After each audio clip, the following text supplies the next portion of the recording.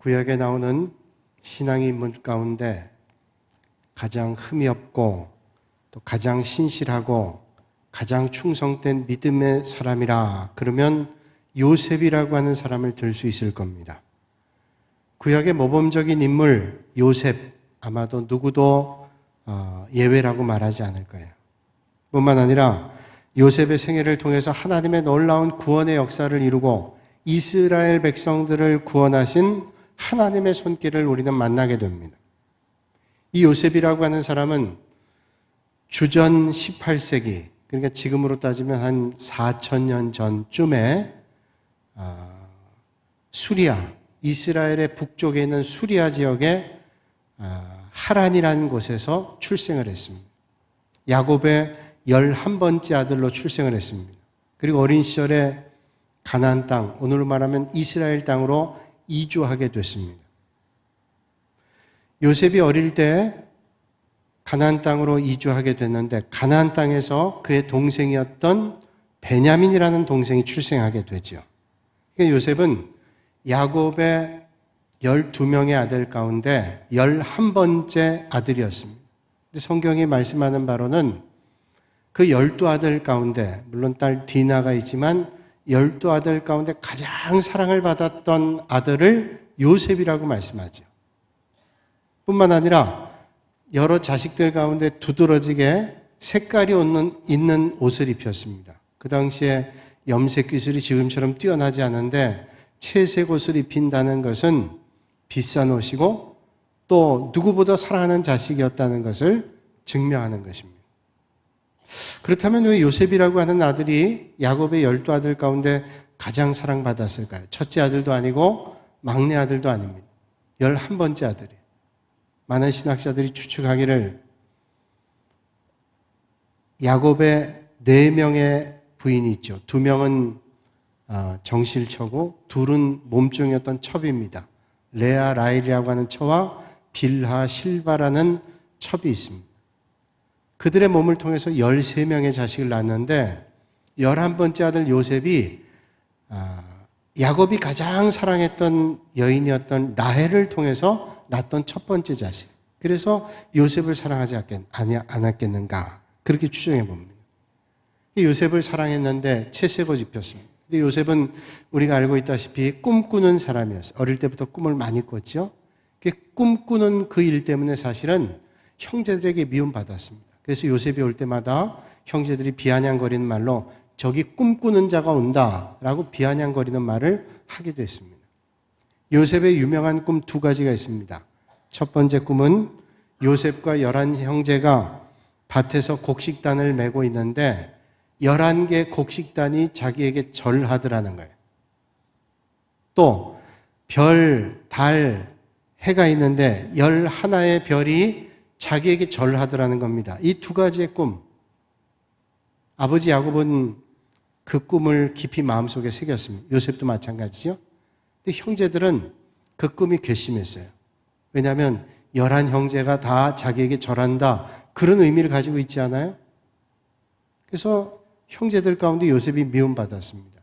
그러다 요셉이 17살이 될 때 형들이 있는 들판에 나갔다가 형들이 작당합니다. 저 녀석을 그대로 놔둬가는 안 되겠다. 괘씸한 놈. 저놈을 구덩이에다가 던져넣자. 구덩이에 넣었다가 죽을 줄 몰라요. 그러니 형이 하나가 얘기하죠. 그러지 말고 우리 애굽의 상인들에게 팔아버리자. 그래서 애굽의 상인에게 팔아버리고는 집에 와서 아버지에게는 들짐승이 찍어 죽였습니다. 그렇게 얘기를 했단 말이에요. 요셉은 아버지의 사랑을 받았던 그런 아들인데 하루아침에 애굽에 팔려갑니다. 이게 어디로 갔는가 하면 애굽의 바로왕의 시위대장, 오늘로 얘기하면 경호실장이에요. 높은 지체가 있는 사람의 집에 종이 됐습니다. 여러 종 가운데 하나죠. 그 종으로 살면서도 아주 충성스럽게 살았습니다. 아주 성실하게 살았어요. 그래서 이 가정의 총무의 역할을 하는 종이 됐습니다. 인정을 받았단 말이에요. 하루아침에 사랑받던 자식에서 종이 됐음에도 불구하고 좌절하지 않고 그는 성실하게 살았어요. 자, 그걸로 그러면 길이 열려지는가 했더니 이 보디발의 아내가 젊은 요셉을 유혹합니다.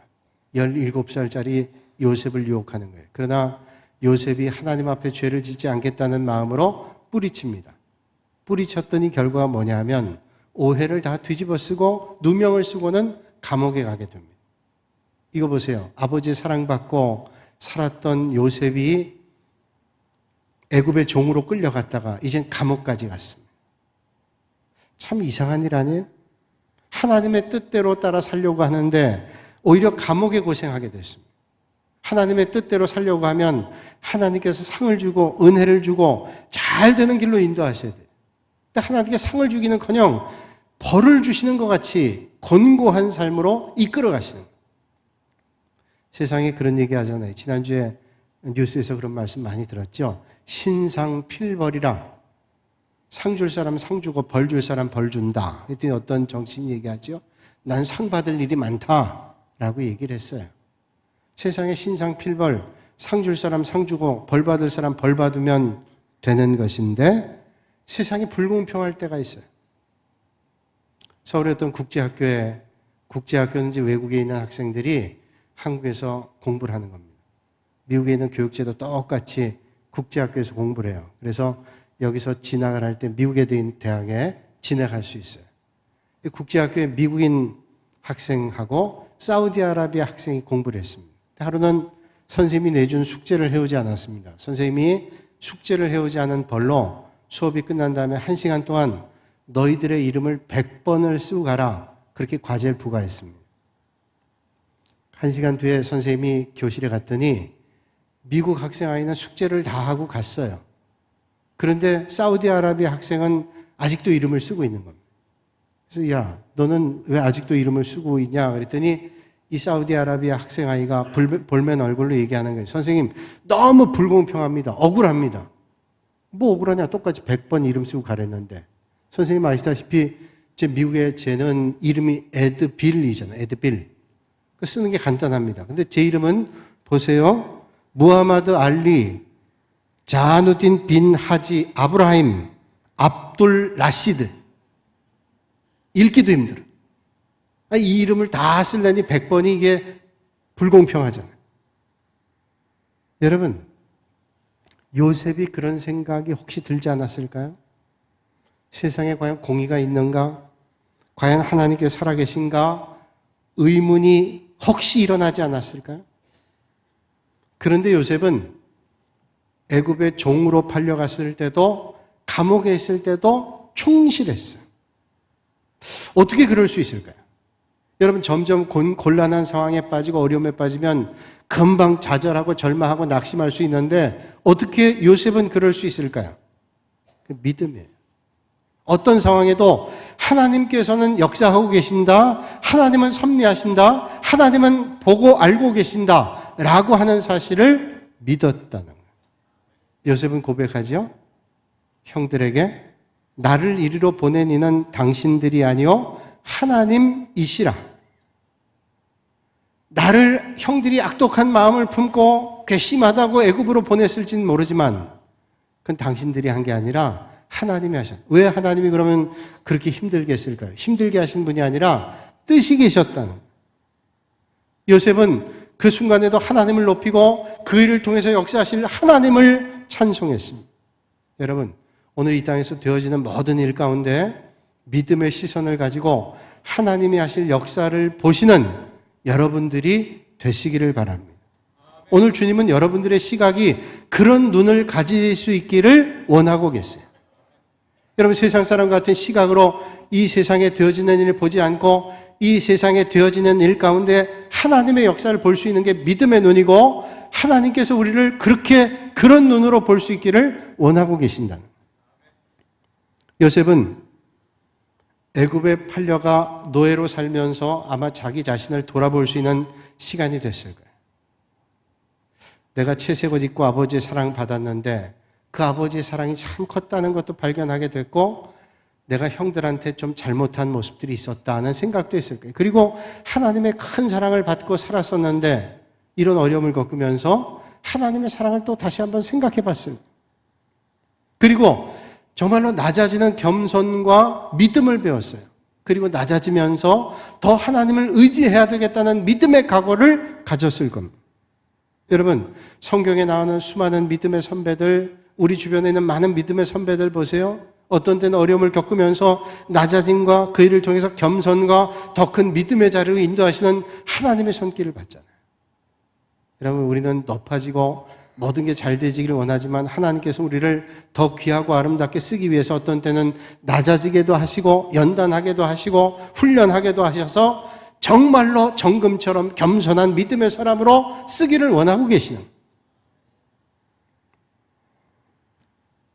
요셉은 하나님께서 쓰시기 위해서 벌써 수년 전에 이런 일들을 계획하고 계셨다는 거예요. 70년대 대마초 가수의 간증을 본 적이 있습니다. 책에서. 70년대 우리가 알다시피 가수들 가운데 대마초에서 감옥에 간 사람들 여럿 있습니다.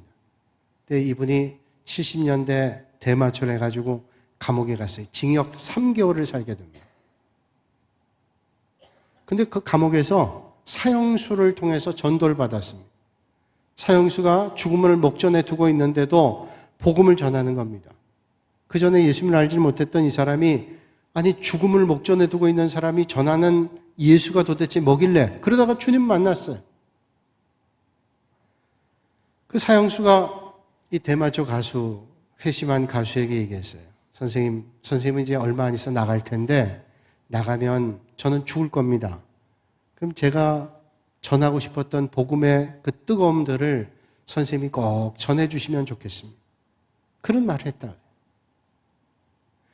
이 70년대 대마초 가수는 주님을 만나고 난 다음에 주님의 은혜를 너무 깊이 깨달아서 미국으로 이민 간 다음에 미국에서 신학하고 목회자가 됐어요. 지금 미국의 목회자로 사역합니다. 하나님의 은혜죠. 근데 이분이 그런 말이에요. 내가 대마초를 피고 감옥에 갔을 때 절망의 순간에 깊이 깨달은 게 있는데 그전엔 자기가 죄가 하나도 없다고 생각해요. 이 감옥에 있는 많은 죄수들 보면서 내가 아마도 이 감옥에 있는 어떤 죄수보다도 가장 내가 정말로 착한 사람이라고 생각해요. 그런데 그 사형수의 복음 전도를 받고 자기가 정말로 바울과 같은 죄수 중에 괴수였다는 사실을 깨닫게 됐다. 그렇다면 왜 감옥에서 그걸 깨닫게 됐을까요? 그러니까 주님을 만난 다음에 절망의 자리에서 주님 만나요. 그 고통의 자리에서 주님의 은혜를 만나요.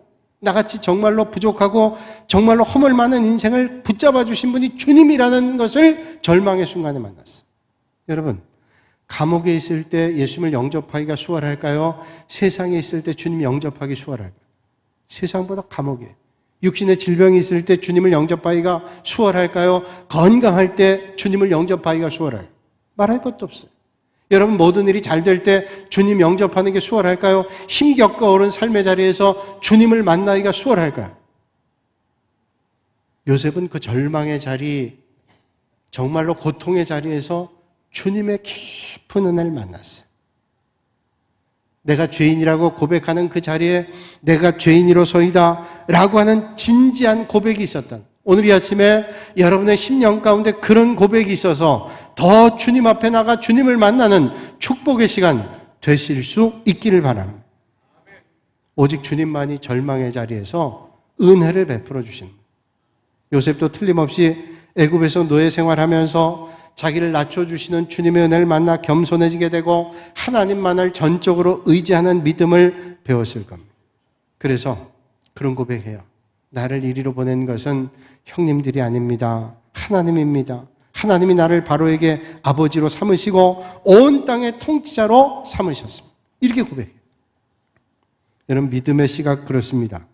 불행하게 보였던 사건이 하나님의 은혜와 사랑의 섭리로 나타나게 되고 요셉은 그걸 볼 수 있었기 때문에 하나님께 감사했어요.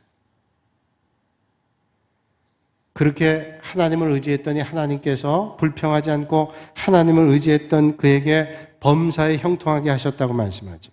창세기 39장 21절 이하에 말씀합니다. 여호와께서 요셉과 함께 하시고 그에게 인자를 더하사 그의 범사에 형통하게 하셨다. 하나님 앞에 그가 낮아지고 하나님을 낮아진 가운데 더 의지했더니 범사에 형통하게 하셨대요. 영화나 소설을 보면, 재미있는 영화나 소설은 순탄하게 흘러가는 게 아니라 때로는 반전이 있습니다. 반전은 뭐예요? 형편이 정반대로 바뀌어지는 겁니다. 그냥 밋밋하게 가는 것보다 반전이 일어날 때 아주 흥미롭고 재미가 있습니다. 권투를 볼 때도 뭐 어떤 운동을 볼 때도 이게 반전이 일어나면 대단하잖아요. 지고 있다가 갑자기 역전을 해봐요. 이건 너무 재밌습니다. 예전에 홍수환 선수하고 카라스키아 선수하고 권투를 할 때 홍수환 선수가 4번 자빠졌어요. 5번째 일어나가지고 카라스키아를 때려 눕혔잖아요. 얼마나 재밌었어요. 여러분, 인생도 마찬가지입니다. 하나님께서 우리 인생에 반전을 드러낼 때 있어요. 이 절망과 고통의 순간, 도저히 헤어나올 수 없는 순간이라고 생각하는 그 순간에 하나님이 반전의 역사를 이루고 계십니다. 어떤 사람에게? 믿음의 사람을 통해서 하나님께서 그런 역사를 이루고 계신다. 여러분, 다윗이 왕 됐던 게 순탄하게 됐나요? 사울의 사위였던 다윗이 얼마나 위대한 왕이 됐어요. 그런데 사울의 뒤를 이어서 다윗이 왕 될 때 순적하지가 않았습니다. 많은 사람들, 블레셋 사람들을 무찔렀어요. 골리앗 같은 큰 장수를 넘어뜨렸습니다. 인기가 높아졌습니다. 그랬더니 많은 사람들이 노래를 하지요. 궁녀들이 노래를 합니다. 사울이 죽인 사람들은 천천히요, 다윗이 죽인 사람들은 만만이라. 이 소리를 들으니까 사울이 획 돌아와. 시기와 질투심이 생겨. 그래가지고 다윗을 죽이겠다고 얼마나 쫓아다녀. 10수년을 쫓아다녀. 그 고통의 순간, 절망의 순간, 아말렉으로 피신가지. 블레셋으로 피신갑니다. 적국이었어요. 근데 블레셋 왕이 도와줍니다. 그래가지고 시글락에 숨어 있었는데 아말렉이 공격해가지고 처자를 다 뺏어간. 절망의 순간에 이런 일을 겪게 된 게 누구 때문이냐? 다윗이 신하였던 사람이 다윗을 배반하고 다윗 때문이라고 돌을 던져 죽이려고 해요. 얼마나 처참했어요. 골리앗 죽일 때하고 다른 상황 됐어요. 그렇게 낮아지고 절망의 순간 때 다윗은 포기하지 않고 하나님을 의지했어요. 더 하나님 앞에 가까이, 더 하나님을 의지했어요. 하나님께서 다윗을 들어서 이스라엘의 왕으로 삼아주셨어요. 그러므로 여러분, 어려울 때 더 하나님 의지하고 한 걸음 더 주님 앞으로 나가실 수 있는 여러분들 되시기를 바랍니다. 주님께서 오늘 원하시는. 여러분, 힘겹고 어려운 사람들이 믿음조차도 넣어버리려고 그래요. 그거 잘못하는 겁니다. 어렵고 힘들 때 주님을 놓으면 안 돼요. 다 놔도 주님은 놓으면 안 돼요. 여러분, 조개 가운데 삿갓조개라는 게 있습니다. 삿갓조개는 바위에 한번 딱 붙으면 안 떨어진다. 이게 주로 붙어있는 게 바위 밑이나 바위나 아니면 배 밑바닥에 붙어 있다. 근데 이 삿갓조개를 떼려고 그러면 그냥 도저히 못 뗀답니다. 뗄 수 있는 방법은 바위를 깨는 방법밖에 없대요. 그러니까 안 떨어진다는 거예요. 자기가 원하지 않고는 안 떨어진다. 그럼 어떻게 이 삿갓조개가 그렇게 붙어 있는가? 생물학자들이 연구를 해봤더니 이게 파도를 한번 받으면서 큰 파도들 만날 때 이게 대단한 힘이라는 거예요. 그 떨어지면 죽으니까 안 떨어지려고 딱 붙어 있다는 거예요. 큰 배들이 갈 때마다 그 배가 빠른 속도로 가다 보면 파도를 만나잖아요. 물살을 만납니다. 안 떨어지려고 붙어 있다. 그래서 떨어질 뻔하면 더 붙고 그런다. 여러분, 믿음도 마찬가지예요. 시련과 어려움이 올 때 그 시련과 어려움에 떨어지면 주님으로부터 멀어집니다. 떨어지지 않고 주님을 붙잡고 흔들리면 더 주님을 의지하고 어려움 당하면 더 주님 앞에 가까이 가고, 이게 믿음의 비결이라는 거예요. 여러분, 방법은 그겁니다. 요셉과 같은 인생을 살 수 있는 방법은 힘들 때일수록 더 주님을 의지하고 하나님의 역사를 기대하는 믿음의 시선을 갖는 거예요. 오늘 이 아침에 여러분, 힘겹고 어려운 삶의 자리에 있다 할지라도 믿음의 눈을 가지고 하나님의 역사를 보실 수 있는 여러분들 되시기를 바랍니다. 요셉은 감옥에서도 성실했습니다. 그래서 죄수 가운데 장이 됐어요.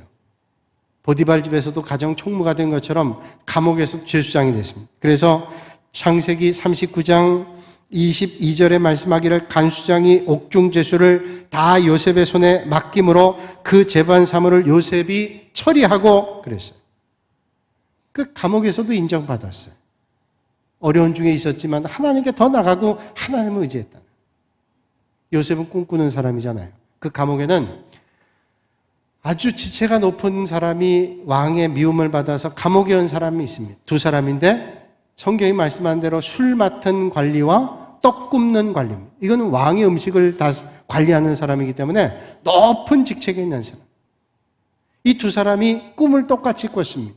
그런데 술 맡은 관원은 꿈을 꾸기를 한 포도나무가 있는데 가지가 셋이 나옵니다. 가지가 셋이 나와가지고 싹이 나고 꽃이 피고 포도가 열립니다. 근데 그 포도즙을 짜서 바로 왕에게 바치는 꿈이에요. 그리고 또 하나 떡 굽는 관리가 꿈을 꿨는데 흰떡 세 광주리가 머리에 있고 머리 위에 여러 음식들이 있는데 새들이 머리 위에 있는 광주리에 떡과 음식을 먹는 거예요. 이게 도대체 어떤 꿈인지는 모르겠어요. 그런데 이 꿈을 요셉이 풀이해 주는 거예요.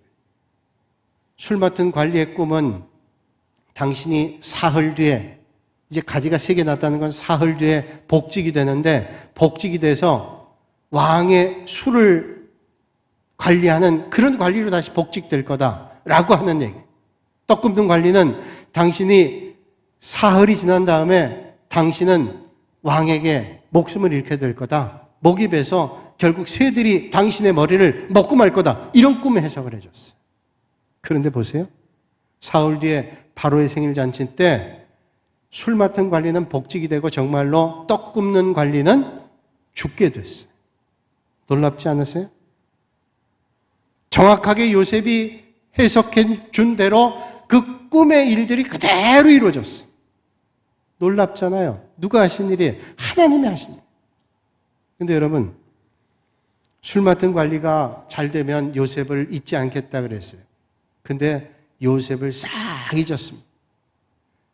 이상하게 사람은 잘 되고 나서 잊어버리기가 쉬워요. 여러분, 사람이 은혜를 잘 잊어버리잖아요. 그래서 우리가 은혜 잊지 않고 사는 게 중요한데 은혜를 잊어버립니다. 사람은 은혜를 잊을 때가 있어요. 부족해서 그러기도 하고 신의가 없어 그러기도 하지만 은혜를 잊을 때가 있어요. 이솝우화에 그런 얘기가 있습니다. 늑대가 한 번은 음식을 먹다가 목에 가시가 걸렸습니다. 캬캬거려도 가시가 안 나오고 뭐 가진 방법을 써도 가시가 안 나옵니다. 가시가 안 나올 때 어떻게 해야 되죠? 밥을 한 숟갈 먹으면 되지 뭘 그걸 모르지. 근데 그걸 몰랐던 것 같아요, 늑대가. 그래가지고 캬캬거리고 쩔쩔매다가 마침 주둥이가 긴 학이 지나가는 겁니다. 아, 학에게 부탁하는. 또 주둥이가 기니까 내 목구멍에 가시가 걸렸는데 그걸 좀 빼주면 내가 큰 사례를 하겠다. 급하니까 그랬다. 그러니까 학이 가다 멈춰서 그 늑대 입 속에 들어가서 주둥이를 가지고 가시를 뺐어요. 빼고 난 다음에 늑대가 자, 이제 살해를 하라고 그랬어요. 늑대가 화를 내면서 하는 거예요. 적반하장이라고. 네가 네 주둥이를 들이밀고 내 목구멍에 왔을 때 내가 콱 하고 물지 않고 살려준 게 얼마나 큰 은혜인 줄 알고 네가 나한테 살해를 달라 그래. 라고 얘기하더래요. 적반하장이죠. 은혜를 모르는. 여러분, 세상의 사람들은 은혜를 모를 때가 많아요. 그래서 성경에 보면 은혜 모르는 사람 말씀하죠. 10명의 나병 환자를 고쳤는데 예수님 앞에 와서 감사하다고 살해한 사람 누구예요? 한 사람이에요. 예수님께서 그러면 9명은 다 어디 갔냐고 말씀하고 있잖아요. 여러분, 사람들이 은혜를 잊습니다. 그러나 여러분, 사람들이 은혜를 잊었다고 낙심하지 마세요. 사람들이 은혜를 다 잊어버려도 하나님은 절대로 여러분들을 잊지 않으세요. 이게 중요한 거 아니에요? 사람들이 은혜를 잊어버려도 하나님께서 우리를 잊지 않는다. 이게 복된 일이지. 아무리 사람이 기억해도 하나님이 우리를 기억하지 못하면 어떻게 해요? 하나님이 우리를 기억해 주신. 요셉이 꿈 해몽을 해주고 2년의 세월이 흘렀습니다. 이번에는 바로 왕이 꿈꿨습니다. 그런데 애굽에 있는 술객들, 박사들이 아무리 총동원이 돼도 바로 왕의 꿈을 해석할 수가 없는 거예요. 그때 술을 맡았던 관리가 떠올랐습니다. 감옥에서 자기 꿈을 해몽해줬던 요셉이 떠올랐어요. 그 요셉의 옷을 잘 갖춰서 왕에게 데려다 놓습니다. 왕의 꿈을 들어요. 바로왕이 꿈을 꿨는데 이런 꿈을 꿨습니다. 두 가지 꿈을 꿨는데 똑같은 꿈이에요. 이게 같은 꿈입니다. 한 번은 하숫가에 서 있는데 하숫가에 살지고 통통하고 아주 윤기가 나는 암소가 7마리 나옵니다. 그러면서 풀을 뜯어먹고 있는 거예요. 그런데 그 뒤에 파리하고 아주 흉악하게 생긴 소가 나오더니 암소를 다 잡아먹는 거예요. 그리고 또 꿈을 꿨는데 밀 이삭들이 아주 토실토실한 게 있는데 그 이삭들을 옆에 파리하고 아주 삐짝 마른 이삭들이 다 잘라먹는 거예요. 이게 똑같은 거예요. 그 7이란 암소, 7이란 이삭이라고 하는 것은 7년입니다. 꿈 해몽해 주는 거예요. 이 꿈은 7년 동안 애굽 땅에 풍년이 올 겁니다. 아주 큰 풍년이 올 겁니다. 그런데 7년의 풍년이 끝난 다음에 비교할 수 없을 정도로 큰 흉년이 옵니다. 그 흉년 때 다 굶어 죽어요. 그게 어떻게 해야 될까요? 풍년 때 흉년을 준비해야 삽니다. 그래서 애굽의 바로왕이 그 꿈대로 잘 하는 거예요. 그 꿈 해몽을 듣고 요셉은 총리가 돼요. 그게 총리가 되는 비결이에요. 이렇게 지혜롭고 모든 사람 보니까 대단한 거예요. 애굽왕 바로가 얼마나 칭찬했든지 성경 말씀 보니까 내가 애굽의 왕인 거 밖에는 저 요셉보다 내가 다 부족하다고 얘기할 정도예요.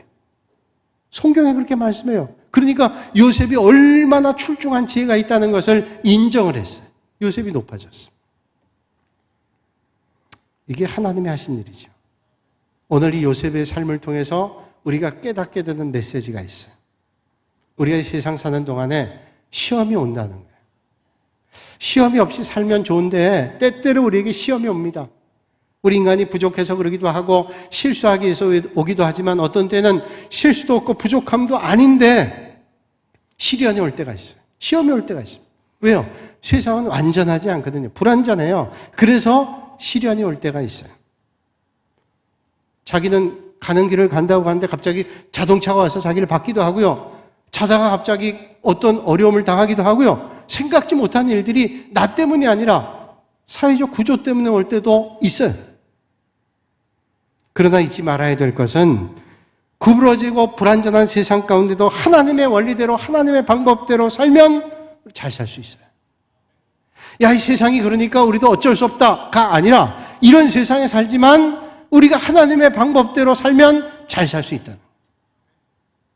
요셉이 보디발 장군 아내의 시험을 받고 감옥에 갔습니다. 절망의 자리죠? 그러면 아이고 나는 그렇게 살아봐야 이런 어려움 겪으니까 이렇게 이제 앞으로 살아야 되면 안 되겠다 이러지 않았어요. 거기서도 충성스럽게 살았어요. 하나님을 의지하고 살았어요. 그랬더니 어떻게 돼요? 하나님이 결국은 높여주세요. 그러니까 아무리 어려운 세상을 살아도 하나님의 뜻을 놓지 않고 살아갈 때 잘 살 수 있다는 거예요. 여러분 고통의 순간에 하나님을 바라보시고 더 하나님을 붙잡고 의지하시는 여러분들이 되시길 바랍니다. 세상이 온전하지 않고 불공평할 때도 있는 게 사실입니다. 그러나 하나님의 뜻대로 우리는 따라 살 수 있어요. 그게 잘 사는 겁니다. 세상이 그러니까 우리도 똑같이 이렇게 살자. 잘못 사는 거예요. 성경은 우리에게 말씀하죠. 악에게 지지 말고 선으로 악을 이기라. 악에게 지지 않기 위해서 악을 행하라고 말씀하지 않고 악에게 지지 말고 선으로 악을 이기라. 이 세상 방법으로 하지 말고 하나님의 방법으로 하라고 말씀하고 있죠. 그리고 결국에는 역경 가운데도 하나님의 방법대로 살면 하나님께서 반드시 구원의 역사를 이룬다. 여러분 요셉이 총리가 됐죠. 애굽이 풍년과 기근을 겪으면서 어려움을 이겨냈어요. 그런데 그 기근이 애굽에만 왔나요? 애굽은 그 조족형 평야라 그래서 아주 문명이 발생하고 많은 곡식들을 거두는 곳이 애굽입니다. 그런데 그 주변도 다 기근이 왔어요. 그때 이스라엘 가나안 땅에도 기근이 왔어요. 근데 그 기근 때 야곱과 그의 형제들을 구원한 게 누구 때문에? 요셉이. 하나님께서 저들을 구원하기 위해서 요셉을 보내셨다는 요셉의 고백이 틀림없이 맞습니다. 여러분, 오늘도 우리가 당장 보이는 고난과 어려움이 있다 할지라도 요셉처럼 믿음으로 당당하게 살아가셔서 하나님의 역사를 기대하고 만나시는 여러분들 되시기를 바랍니다.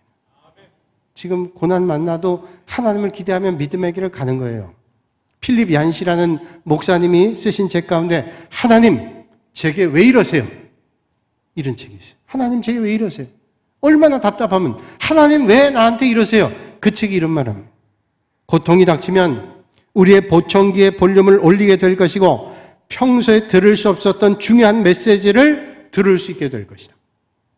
고통이 올 때 볼륨을 올리는 거예요. 그러면 못 듣는 걸 듣게 된다는 거예요. 그게 축복의 시간이에요. 여러분, 우리가 살아가면서 많은 어려움 만나기도 하고 사건 만나죠. 그 사건 속에서 역사하실 하나님을 기대하면서 그 순간 주님을 놓치지 않고 하나님 앞에 나가고 하나님의 인도하심을 받으면 요셉이 높아진 것처럼 여러분의 삶의 자리에 하나님의 역사를 만나게 된다는 사실 믿으세요. 믿음을 놓치면 안 돼요. 역사학자인 찰스 베어드라고 하는 사람은 역사의 흐름을 연구하다가 세 가지 깨달음을 얻었다. 첫째는 힘과 권력을 가진 사람들이 지나친 탐욕을 갖게 되면 결국 망한다. 전쟁이 일어난다. 라고 하는. 두 번째는 악인이 승리하는 것 같지만 결국에는 악인이 승리하지 않고 어떤 시기로도 하나님이 심판하신다. 세 번째 중요한데 그럼에도 이런 잘못을 하는 사람들을 통해서 때로는 의도하지 않은 문명의 발전이 일어난다. 아이러니하죠? 이런 잘못한 사람들이 있는데 이런 사람들 때문에 문명의 발전이 일어나요. 그거는 이제 반작용이 일어났겠죠. 전쟁이 일어났다면 그 전쟁 때문에 고통당하고 수많은 사람이 죽기도 하지만 그 일을 통해서 문명이 발전한 적도 있다는 거예요. 그걸 의도적으로 할 필요는 없지만 세상이 악하게 되고 잘못되는 것 같이 보여도 결국 세상을 주관하신 분 누구냐? 하나님이시라는 것을 말씀해 주는 거예요. 여러분, 요셉은 고백하고 있죠. 하나님의 생명을 구원하시려고 나를 당신들보다 먼저 보내셨나요? 이게 믿음의 시선이에요. 여러분, 하나님께서 오늘도 가장 좋은 것을 믿음의 사람들에게 준비하고 계십니다. 선악간의 모든 일에서 하나님의 역사를 보실 수 있는 믿음의 눈을 가지시는 여러분들 되시기를 바랍니다. 하나님 오늘도 우리에게 일어난 사건들을 다스리고 계시고 더욱 하나님의 사랑을 의지하고 하나님의 인도하심과 섭리하심에 순종할 때 여러분의 삶의 자리에 하나님의 위대하신 역사를 발견하시는 여러분들이 되시기를 주님의 이름으로 축원합니다. 거룩하신 아버지 하나님, 지난 한 주간 동안도 삶의 자리에서 틀림없이 역사하시는 하나님의 손길을 만나기도 하시고 오늘도 거룩한 주님의 날에 하나님 앞에 나와 우리의 사정과 형편을 아뢰게 하신 아버지 하나님, 어떤 사정과 형편에 있다 할지라도 믿음의 손 놓지 않게 하시고 어떤 일 가운데도 믿음의 시선을 놓치지 않게 하셔서 하나님의 역사를 기대하며 믿음의 길 걷는 성도들 되게 하여 주시옵소서. 예수님의 이름으로 기도하옵나이다. 아멘.